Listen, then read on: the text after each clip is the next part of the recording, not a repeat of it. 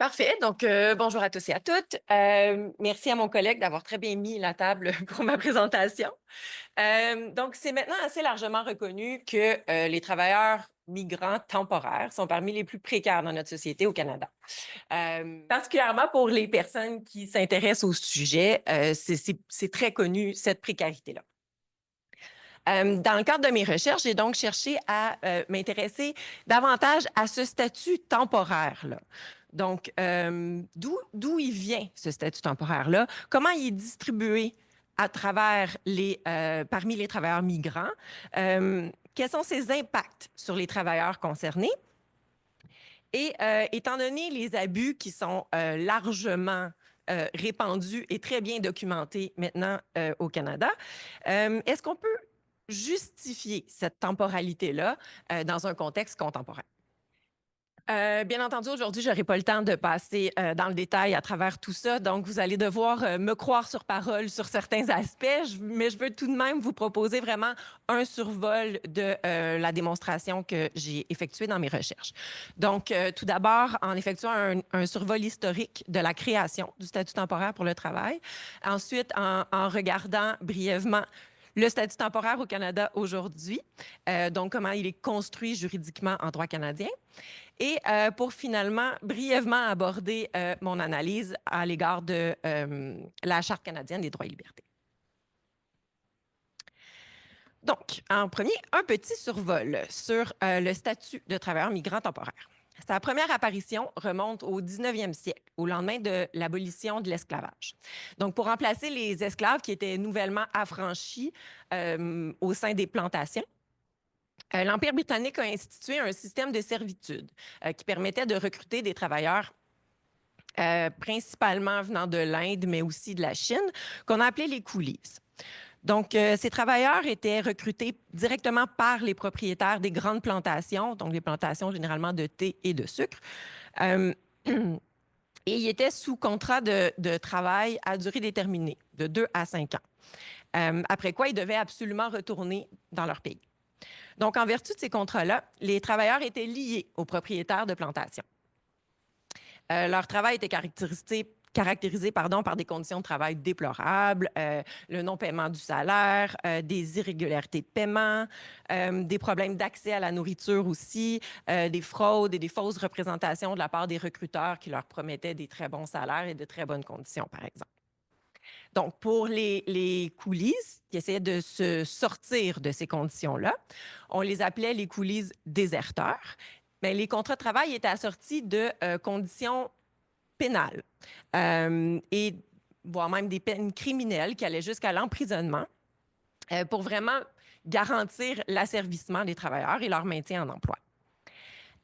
C'est donc de ce système-là qu'est né le premier statut de travailleur migrant temporaire. L'idée, on est au lendemain de l'abolition de l'esclavage, l'idée derrière ça, donc ce qui était amené de l'avant par l'Empire britannique, c'était de prouver que c'était une relation de travail libre. Donc, librement consentie, puisqu'elle découlait de la signature d'un contrat de travail. Ce qu'il faut comprendre, c'est que la majorité des coolies ne savaient ni lire ni écrire et que les contrats de travail étaient rédigés dans une langue qui était complètement étrangère et la plupart des contrats étaient signés par un simple X. Mais aux yeux de l'Empire, ça garantissait une relation de travail librement consentie. Aussi, à travers ce statut temporaire, c'est ce statut-là qui a instauré les premières restrictions migratoires à la mobilité au sein de l'Empire, basées sur le concept de différence coloniale. Donc, alors que les sujets britanniques pouvaient, eux, se déplacer librement au sein de l'Empire d'un endroit à l'autre, les coolies ont été les premiers qui devaient obtenir une autorisation spéciale pour pouvoir sortir de leur pays, pour se rendre ou sortir d'une région de l'Empire pour pouvoir se rendre dans les plantations. Et donc, cette autorisation-là était liée à la démonstration d'un contrat de travail. Fait intéressant, à l'origine, ces restrictions migratoires-là étaient perçues comme un excès du pouvoir souverain. Donc, ça brimait la liberté individuelle. Donc, que l'Empire n'avait pas ce pouvoir-là. Mais par contre, l'Empire a justifié ces restrictions migratoires-là par un double discours. D'une part, c'était nécessaire pour garantir, pour vérifier et prouver la relation de travail qui était libre en vérifiant les contrats de travail. Et d'autre part, c'était aussi pour protéger les sujets britanniques contre, et je cite, une classe inférieure de travailleurs indiens. Donc, comprise en termes de protection des sujets britanniques contre des travailleurs qui étaient considérés non civilisés, c'est devenu, les restrictions migratoires sont devenues l'expression même de la souveraineté étatique. Donc, au début, c'était un excès de pouvoir souverain et ça s'est transformé en étant une expression de la souveraineté étatique qui demeure encore aujourd'hui en termes de restrictions migratoires. Donc, c'est cette idée de distinction coloniale-là qui a par la suite été qui a traversé jusque dans les colonies de peuplement comme le Canada. À l'origine, au Canada, il n'existait pas de statut temporaire officiellement. Les immigrants arrivaient comme immigrants reçus, donc sur une base permanente. Il y en avait certains qui étaient complètement indésirables, qui étaient interdits de territoire, mais ceux qui étaient reçus sur une base permanente. Par contre, à travers différents pouvoirs discrétionnaires qui étaient enracinés dans les lois migratoires, les gouvernements déportaient les immigrants racisés qui étaient jugés moins désirables en période de récession économique. Donc, quand leur labeur était plus nécessaire économiquement, ces immigrants-là se retrouvaient à être déportés. Donc, c'était en fait une espèce de statut temporaire déguisé pour les immigrants moins désirables. Et quand on parle d'immigrants moins désirables pour la construction de la nation canadienne, c'était réellement ce qui était utilisé dans les débats politiques ouvertement pour décrire le choix des immigrants qu'on choisissait de garder ou de déporter. Donc, c'est seulement après la Seconde Guerre mondiale que les premiers programmes de recrutement privés par les grands employeurs privés de travailleurs migrants qui ont été créés au Canada pour répondre aux pénuries de main-d'œuvre. Donc, l'exemple de l'agriculture est particulièrement parlant en termes de comment la distinction, de l'héritage de la distinction coloniale de l'ère impériale, comment ça s'est implanté au Canada. En l'espace de quelques années, il y a 3 statuts différents qui ont été créés pour les travailleurs migrants du secteur agricole. Donc, tout d'abord, il y avait les Européens de l'Ouest et du Nord qui étaient considérés comme des immigrants préférés dans la législation, qu'eux, on recevait sur une base permanente, qui était libre de travailler pour l'employeur de leur choix. Et donc, quand on les voulait dans le secteur agricole, bien, on leur donnait des bonus pour les inciter à demeurer dans le secteur agricole. Il y avait aussi, deuxièmement, les vétérans polonais et les réfugiés de guerre d'Europe de l'Est, qui, eux, étaient considérés moins désirables, mais on les recevait quand même sous statut permanent. Par contre, ils étaient liés à un employeur agricole pour une période de 2 ans par contrat de travail lié à l'employeur. Et s'ils quittaient leur emploi pendant ce contrat de travail de 2 ans, ils étaient susceptibles d'être déportés. Donc, c'était quand même un statut temporaire pour une période de 2 ans pour ensuite avoir un statut permanent. Et finalement, un 3e statut qui a été créé quelques années plus tard pour les travailleurs jamaïcains, qui, eux, étaient considérés complètement indésirables, qui étaient jadis interdits de territoire, tout simplement, mais que là, dont on avait réellement besoin en termes de main-d'œuvre. Donc, on les accueillait, mais eux, sous statut 100% temporaire, ils étaient sous contrat de travail lié à l'employeur et devaient retourner en Jamaïque à la fin de leur contrat de travail. Donc, c'est ce dernier statut-là qui a donné naissance au statut temporaire que l'on connaît aujourd'hui en droit canadien. En résumé, ce bref historique du développement du statut du travailleur migrant temporaire illustre comment les processus historiques de subordination racialisée ont toujours été ancrés en droit de l'immigration, ce qui a entraîné la construction de statuts plus ou moins précaires pour les immigrants en fonction de leur désirabilité pour la construction de la nation canadienne. Ce qui nous amène au statut temporaire aujourd'hui. Donc, en fait, il y a 2 types de statuts temporaires.